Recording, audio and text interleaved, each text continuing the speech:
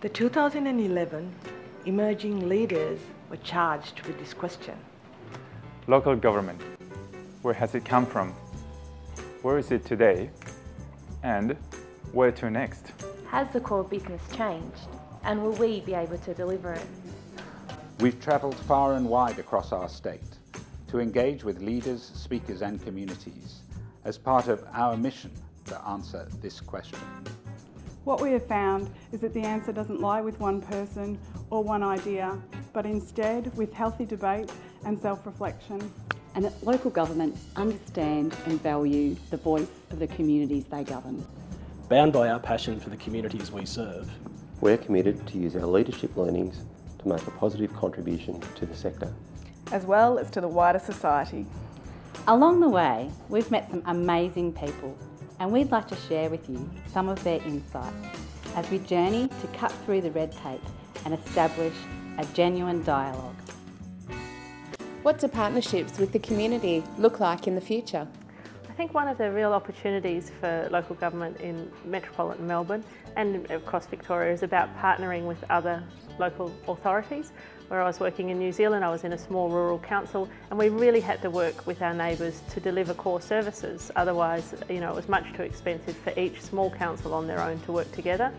I've been a bit surprised coming back to a large metropolitan council how much we just do things ourselves. I think partnerships in the future are about working more closely with our neighbours to deliver some of those services.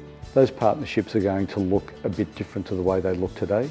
We're going to have to find a broader range of ways of engaging and actually encouraging people to participate in the life of the community. So I think we're going to have to go beyond face-to-face, and we're going to have to look at a whole range of ways of online engagement and actually giving people an opportunity to be active participants in both the decisions as well as the programs and services that are delivered. Partnerships in the future will be complex because we'll have many more people at the table. We'll be aligning strategic plans across NGOs, not-for-profits, churches, religious organisations, schools, you name it. Any institution that's working within a community needs to get a sense of alignment between their directions.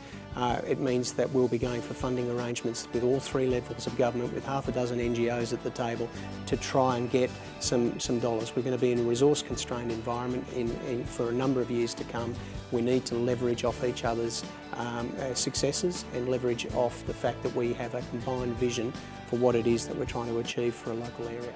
Partnerships is a way for local governments to explore how they interrelate, what are some of the projects they can work on together, and then taking that concept further, how does local government connect with its local industry and business, with its local education sector, with many of the not-for-profit organisations that surround it? How well integrated is local government with each of those areas? And beyond the service delivery model, how do councils engage those groups in the governance of the municipality? So are there some different models to explore? Are there advisory committees or structures that can be used? Are there specific projects that can be delivered together? And many councils already do that. I'm preaching to the converted in so many ways. But I think we really need to be examining what's the benefit of those partnerships, to what end are we entering them, and what does the community expect to see as an outcome? What's core business now and in the future? For me, core business in local government is not so much about the specific things that we deliver, but why we deliver them.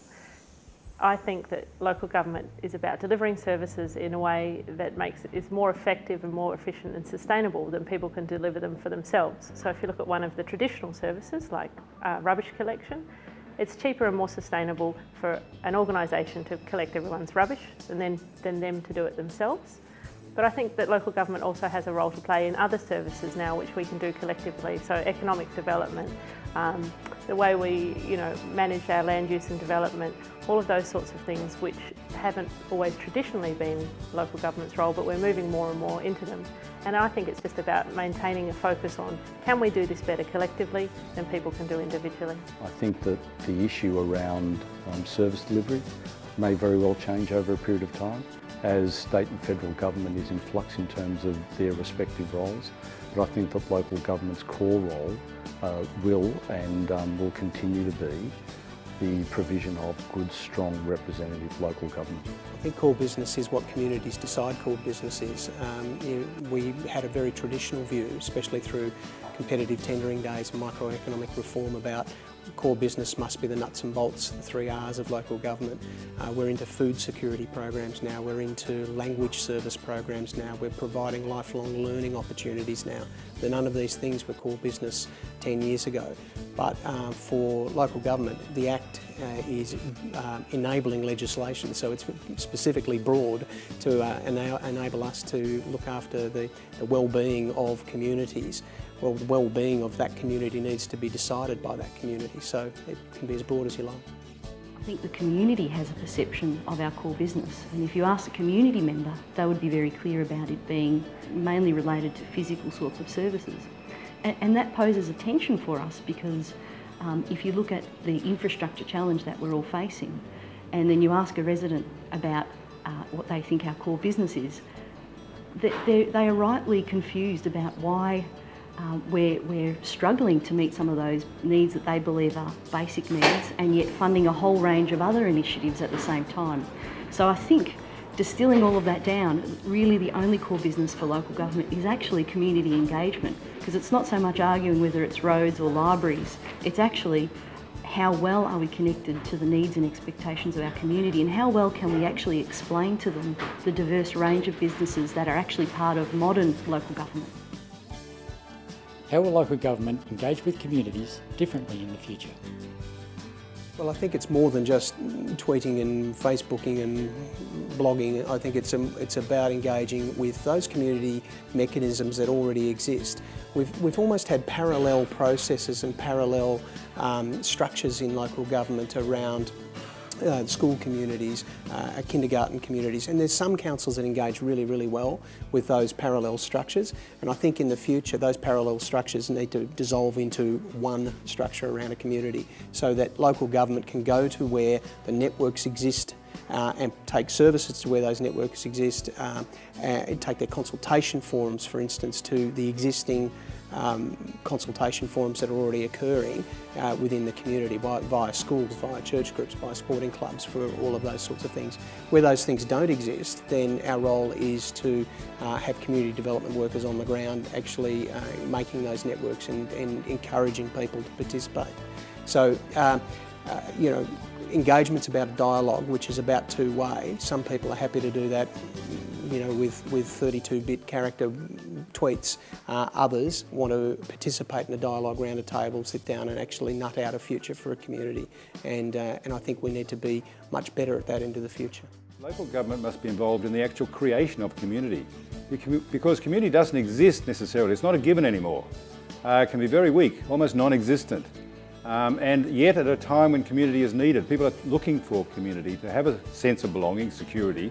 And so local government actually has to be there helping to build and create community, or a sense of community. Now that's not an easy thing to do. It can't be imposed, and a shallow, narrow idea of what the community is and who belongs can actually be divisive and cause social division and conflict. So you have to build up a rich, multi-layered, ethnically diverse concept of what a community is in the world today. So in other words, I think it's core business for local government, because community has to be built, and if we don't build it, we'll have more social division, more conflict, and even violence, as we saw in the streets of London and UK recently.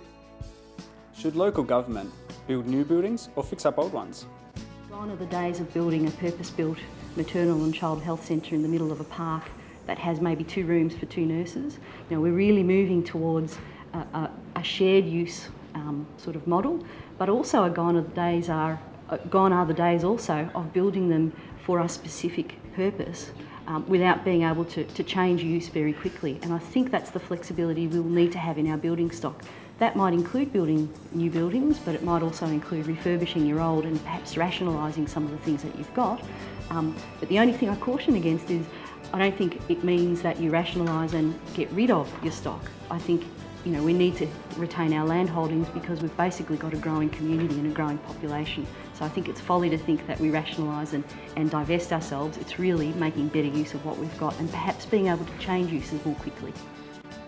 The other part of that is the heritage issues that are often associated with older buildings, and they become quite expensive to maintain. And again, that's going to require partnership funding from the state government or other players to help preserve those assets.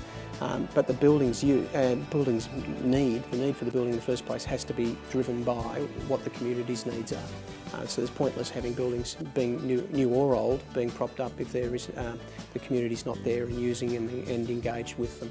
What's your vision for the future of local government? For me, local government needs to stay connected to the community, identify what those community needs are and continue to deliver the services. And I think local government's also moving into a space where it plays a much larger advocacy role, working with state and federal government as well.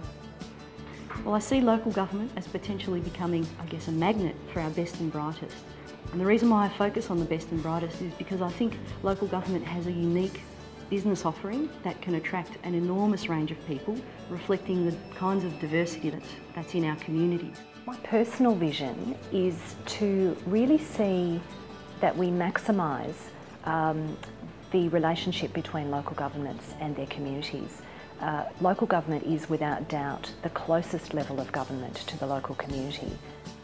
I think the future of local government is one of opportunity and vulnerabilities, and ironically they're both linked to globalisation, because the global economy does create opportunities, whether it be the speed of transport or communications. The link between the local and the global is actually easier, more direct than ever, but we know there are big vulnerabilities in global systems which are basically unsustainable, whether it's climate change, whether it's peak oil, whether it's our food systems and so on. It's not sustainable, and a lot of that comes back down to local government. People are going to live more locally. There'll be more obligation on local government to provide for people. And yet local government is the most under-resourced, most undervalued tier of government. If you rewrote the Australian Constitution, you would get away with, you'd probably delete state government and just have 2 tiers. So we're over-governed, and so local government needs to be better valued and better resourced. And I even think perhaps even constitutional change to recognise the importance of local government. The future of local government is in all of our hands. Our vision is for an evolving, not revolving local government future. We'd love you to consider it. Log on to elp2011.wordpress.com and join the conversation today.